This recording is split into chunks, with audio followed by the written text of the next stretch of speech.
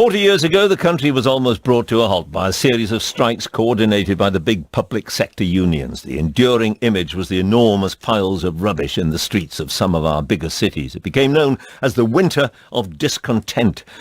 Are we heading for another one? The cause of that discontent was similar to what's happening today, a long period of pay gaps imposed by the government on public sector workers. What's different is that the law was changed under Margaret Thatcher's leadership and strikes became illegal without secret postal ballots. Well, now Britain's biggest union, Unite, has told this programme that a coordinated strike over public sector pay is highly likely.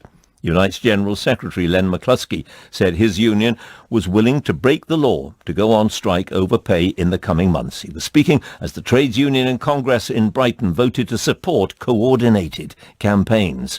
From there, Ross Hawkins reports. No more Grenfell! Kick the Tories out! No more Grenfell! Even if they can't immediately kick the Conservatives out, plenty of people at this year's TUC think they can change Tory minds on public sector pay. In terms of the concept of a coordinated public service workers' action, yes, I think that's very likely and very much on the cards.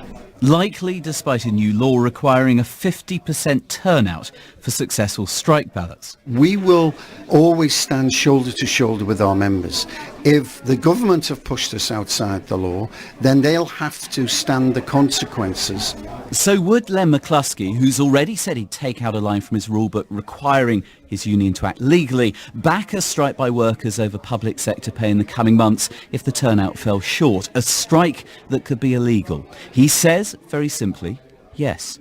If they haven't managed to hit a artificial threshold that this government have foolishly put onto the statute books, then I will stand by our members, and we'll all live, including the government, we'll all live with the consequences of that. Hall is now open. Conference hall is now open. A strike's a last resort, he says, they all say. Many in the unions playing down talk of action, some general secretaries more cautious than Unite's. There will be lobbying, coordinated lobbying. There will be demonstrative action where we get our members involved so they feel part of it rather than just listening to the likes of me. Unison boss Dave Prentice focused, for instance, on getting his members in marginal Tory-held seats to put pressure on their MPs to oppose the pay cap. But still, if we do fail, and they're aware of everything that's been going on, and they know that they've been ignored by the powers that be, it's then that you may find coordinated industrial action. Mary Bowstead is the president of the TUC. Now, a coordinated strike does take months to coordinate, and each union's got to go through its own democratic processes, and we will have to see what the government's proposals are, but I wouldn't rule it out. Think twice before ruling anything out after the general election.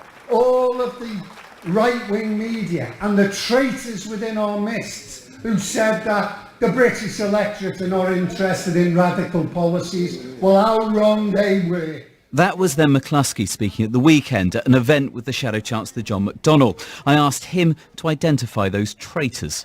Oh, well, I mean, I think you know who I'm referring to. I don't want to rerun all of the... I don't. Tell me. I don't want to rerun all the arguments over the last 2 years, but all of those people who have sought since Jeremy Corbyn was elected by a massive landslide 2 years ago, have sought to knife him in the back almost every single day.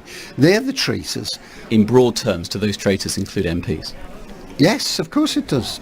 And he's definitely at odds with one particular MP, his former flatmate, Labour Deputy Leader Tom Watson, who he's accused in the past of sharpening a knife, looking for a back to stab, and for whom he has this suggestion. I think there's a debate at the moment that says it would be good to have two deputies, one male, one female.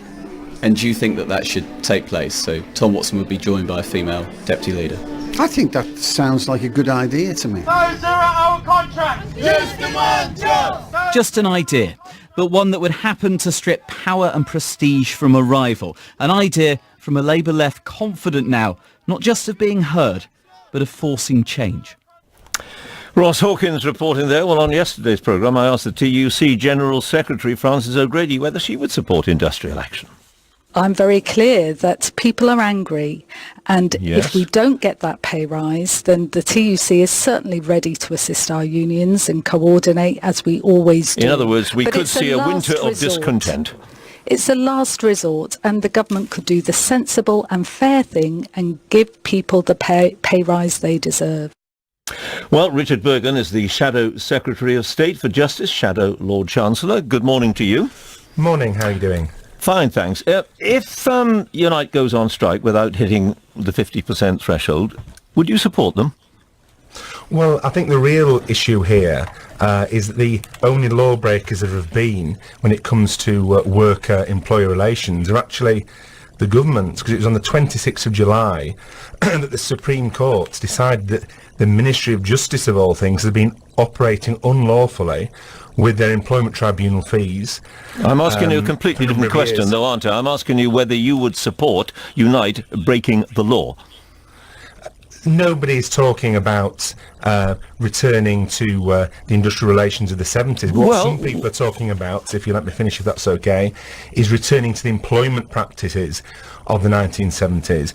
We've got to understand that union members who are firefighters, who are dinner ladies, who are ambulance drivers, who are prison officers, have had pay cuts in real terms of up to 14% over the last few years. All right, well, let's And accept that. Let's accept that that is the case. What I'm Which is asking you true, is a yeah. very specific question, and it really is terribly important, isn't it?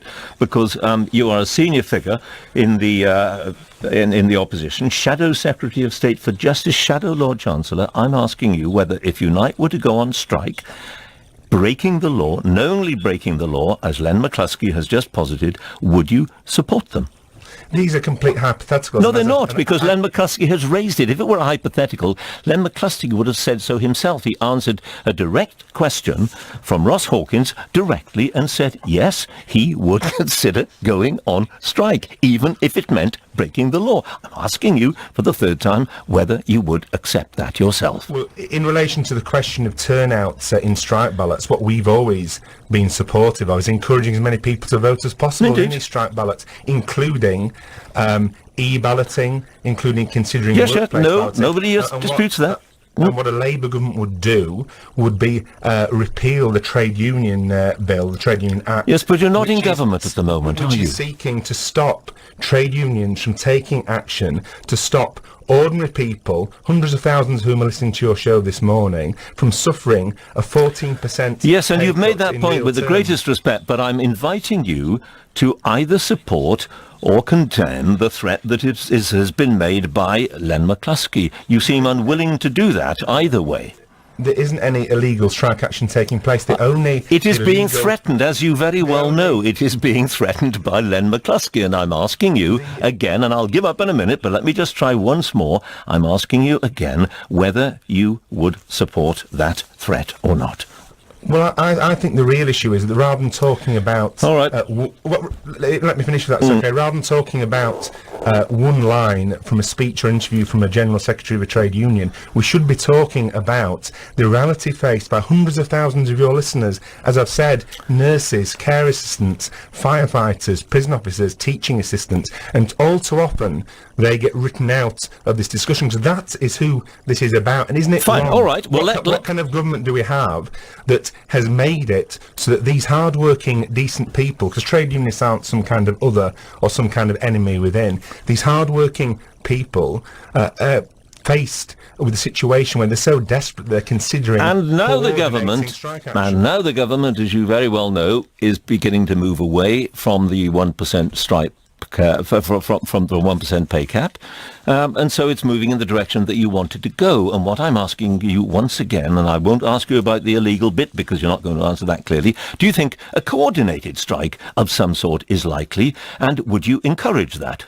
Well, first of all, you'll be pleased to know that a coordinated strike isn't illegal. And the point No, I I didn't make suggest is it was. that we support trade unions. We support the campaigns of people to get the public sector pay cap scrapped. We support people who think that people who work at Sports Direct, at McDonald's, in our health service, as our firefighters, our prison officers, deserve a better deal. It's not right, is it, that they are struggling to make ends meet because of the decisions of this government. Indeed, but the government is going to scrap the pay cap, as we have discussed, and therefore you're trying to get credit for it by making a big fuss now, when in fact it's going to happen anyway. No, I'm not being so cynical as that. The real danger is if the government do give in, and as they should do, lift the public sector pay cap. As they are going to do. The rumour is they'll not do it for all workers, and what we can't allow is for one group of workers to be pitted against another. So we support the campaigns for people to get a decent living wage. Okay, so fine. So we got an answer to that at any rate. You support a coordinated strike. We support strong trade. It's for the trade unions. If it's okay, it's for the trade unions to decide what action they wish to take, not for Labour MPs or shadow cabinet members. You wouldn't exist without the trade unions, would you? So it's rather important that the relationship between you and the trade unions. We're proud, not ashamed to be associated with millions of people who keep our country running, both in the public sector and the private sector. There's nothing to be ashamed of. Quite so. So you're happy to encourage a coordinated strike. Let me put another question to you. It came from Len McCluskey again. Do you agree with him that MPs who have opposed Jeremy Corbyn are traitors? The betrayal that we're seeing is from Conservative I'm MPs asking you about who, Labour. With crocodile tears, pretend that they're going to do something about the scourge of low wage and insecure employment in this country. But when it comes to the crunch, they don't vote with their supposed consciences. We'll see what they do on Wednesday, tomorrow, when Labour is forcing a vote in Parliament on the public sector pay cap. We had one just after the Queen's speech. Plenty of conciliatory tones were thrown out there by Conservative MPs, but when the proof was in the pudding, they didn't vote to support the majority of people in this country. Yeah, all right. Do you, try the question again, do you agree with Mr McCluskey that MPs who've opposed Jeremy Corbyn are traitors? I've just told you what I think the betrayal is in this country. Yeah, you haven't told me whether those who oppose Jeremy Corbyn are traitors or not, and that is what Len McCluskey said. I may surprise you here.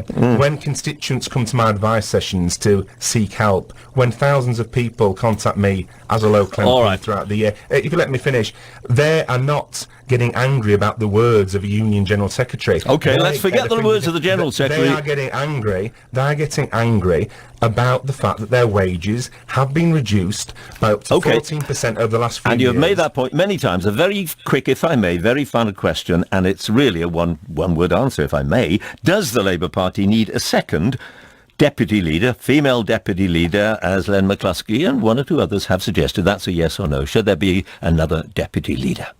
Well, I think we're proud of the amount of female representation. Indeed. Does the party need another deputy leader? We've got a deputy leader. Does it need another one? Well, we've got a deputy leader that's been elected, but what we are proud of... Does it need another one? On the subject of female representation, what we're proud of, it's the first shadow cabinet in history, Conservative or Labour, to have a 50-50 gender balance. So right, it doesn't need another second deputy leader, does it? The so-called great offices of state, 50% of them are held by women in the Labour Party, so we're very proud of those advances that we made. And does it need a deputy leader, a second one, or not? Well, we've got a deputy leader. Right. Again, the questions that you ask aren't the questions that are being raised. Well, it was raised by Len McCluskey, but there we are. All right. Thanks very much indeed, Richard Burgon.